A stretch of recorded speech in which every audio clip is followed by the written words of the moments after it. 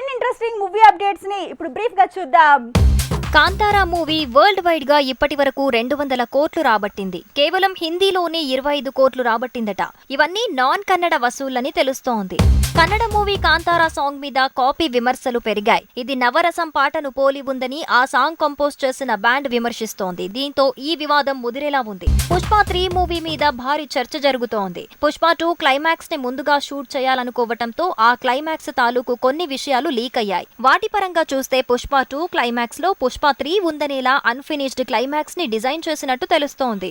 Super star Mahesh Babu మూవీలో villain గా మారుతున్నాడు Bollywood star Sanjay Dutt. Already KGF 2 లో విలనిజం చూపించాడు. ఇప్పుడు త్రివిక్రమ్ సినిమాకు సై అంటున్నాడు. ఇక మహేష్ బాబుతో రాజమౌళి ప్లాన్ చేసిన సినిమా జనవరి 10కి మొదలవ్వబోతోంది. ఇక ఈ సినిమాలో ముందుగా ఓ యాక్షన్ సీన్ తెరకెక్కుతుందట. ఆ ఒక్క సీనే 40 రోజులు కంటిన్యూస్ గా తెరకెక్కించబోతున్నారట. ఇది సొరంగం ఫైట్ సీన్ అని, అది ఇంటర్వెల్ బ్యాంగ్ అనే ప్రచారం జరుగుతోంది. RRR మూవీ జపాన్ లో కూడా దుమ్ము దులుపుతోంది. మొదటి వారం ఈ సినిమాకు 4 కోట్ల వసూలు వచ్చాయని తెలుస్తోంది. ఇక షేర్ 2 కోట్లనే ప్రచారం జరుగుతోంది. టీమిండియా మాజీ captain Dhoni cinema production house start చేశాడు. తమిళ సినిమాతో నిర్మాతగా మారుతున్నాడు. ధోని ఎంటర్టైన్మెంట్స్ పేరుతో బ్యానర్ స్థాపించాడు ధోని.